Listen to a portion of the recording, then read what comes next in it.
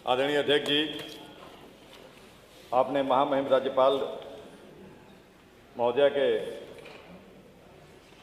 अभिभाषण के संशोधन प्रस्ताव पे मुझे बोलने का अवसर दिया। मैं आपका आभारी हूँ। माननीय अध्यक्ष जी, मैं महामहिम द्वारा इस सदन में पढ़े गए अभिभाषण पे कुछ अपनी बात कहूँ। उससे पहले 2 दिन पहले की वाकया चूँकि उसी से संबंधित है, एक इस विधानसभा में अजीब तरह की वाकया हुई। मुझे लगता है इस बात का कि हम लोग जब सदन चल रहा था, सदन चलने से पहले हम लोग सभी दलीय नेता बैठ करके सदन कैसे चले हम लोगों ने तय किया।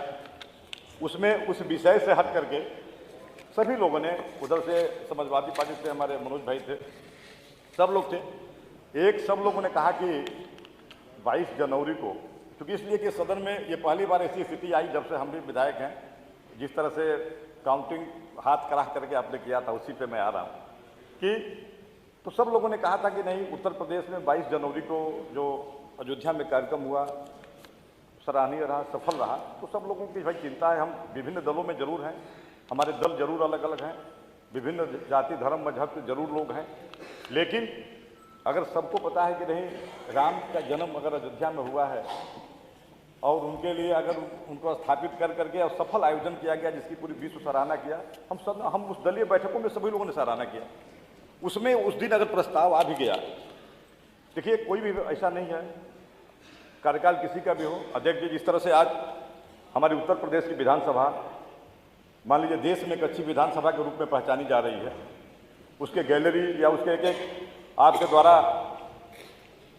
संपन्न कराए जा रहे जो कार्य है उसको लोग आकर के उसकी प्रशंसा करते जा रहे हैं, तो हम लोग सबको गर्व होता है।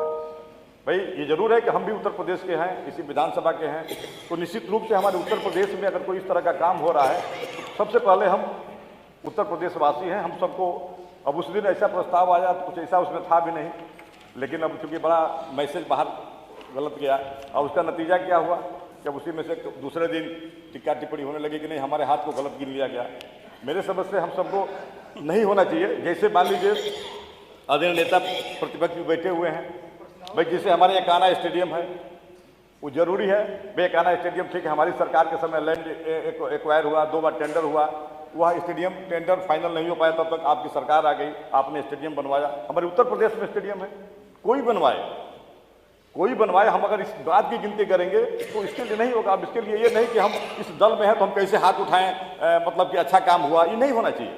हमको इसमें जरूर, इसमें मुझे लगता है कि इसमें आगे से मुझे लगता है कि नेता प्रतिपक्ष महोदय हैं वो अपने सम्मानित विधायकों से कहेंगे कि भाई ऐसा आप लोगों ने क्यों किया।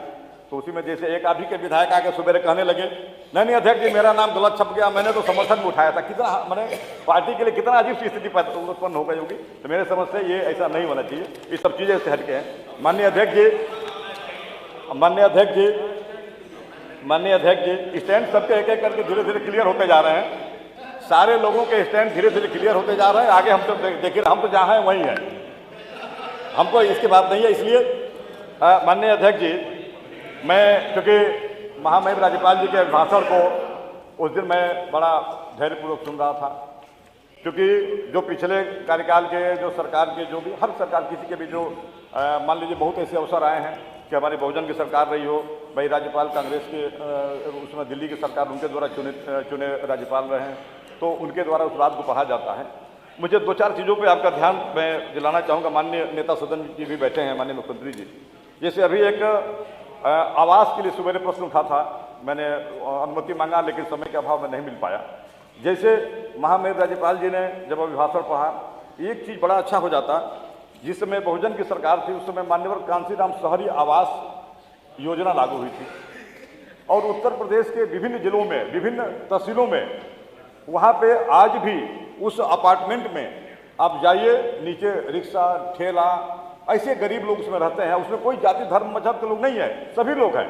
लेकिन दुख इस बात का है कि उस समय जो आवास कंप्लीट नहीं हो पाया, जिसमें 90% काम हो गए, किसी में 5% काम बाकी है, किसी में 10, इससे अधिक नहीं बाकी है।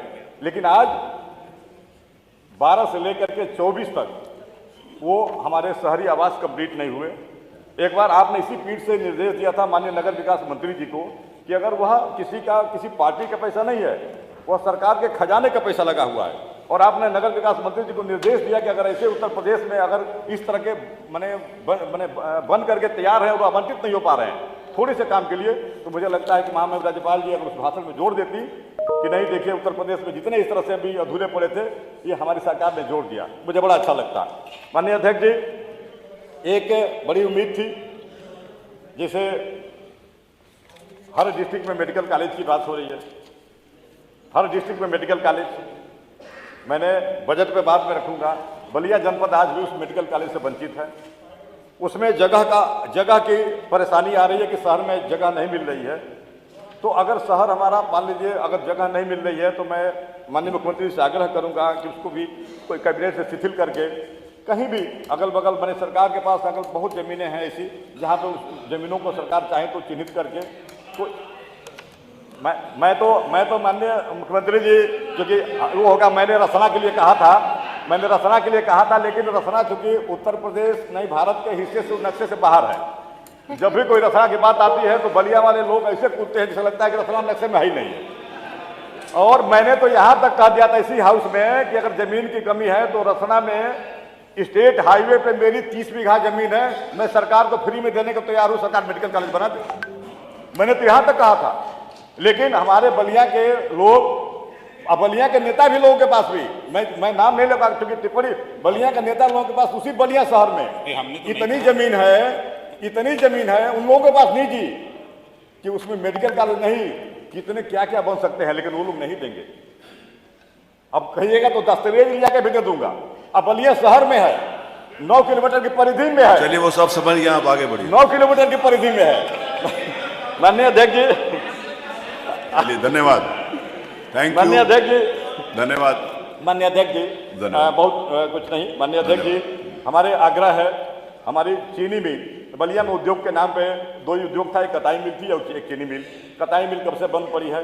चीनी मिल जब ये हमारे नेता प्रतिपक्ष महोदय उधर थे तो मैंने आग्रह करता रहा, तो ये कहे कि नहीं, इन्होंने कहा कि वो क्योंकि प्राइवेट मतलब ट्रिपल पे बनेगी, तो ये कहे कि नहीं आप ही बनवा लो। और बताइए हम मांग कर रहे थे, इन्होंने कहा आप ही बनवा लो। इधर भी जब बात करते हैं तो हमारे कई उस दिन मंत्री जी कहे कि नहीं भाई, तो नहीं, कहने का मतलब ये है ना कि कोई हम हर 1 डिस्ट्रिक्ट 1 प्रोडक्ट की बात करते हैं, ये सबसे जुड़ा हुआ है। अब हमारे यहाँ बलिया के लोग अपने गन्ना लेकर के आजमगढ़ जाते हैं घोसी में, तो इसलिए मैं माननीय अध्यक्ष जी मैं आग्रह करूंगा, ये हमारा सौभाग्य है कि हम लोग नेता जो ये दलीय नेता हैं, आज ऐसे समय पे आपने अवसर दिया, हम सब सदा आपके आभारी रहेंगे, जिस समय आदरणीय नेता सदन और नेता प्रतिपक्ष महोदय, हम लोग चाहते हैं कि भाई हमारे जो नेता है प्रतिपक्ष के हमेशा रहे ताकि हम लोग अपनी बात रखें। लेकिन अब हमारे नेताजी, हाँ भाई हमारे देखिए, हमारा नेतृत्व हमारे लीडर अपोजिशन करते हैं, तो हम लोग चाहते हैं कि भाई इनके नेतृत्व में रहें। लेकिन अब चूंकि अब नेताजी हमारे नेता प्रतिपक्ष अपनी बात कहते हैं या फिर चल देते हैं लेकर के, तो हम लोग अकेले हो जाते हैं। कभी रहेंगे तो हम लोग को बल मिलेगा।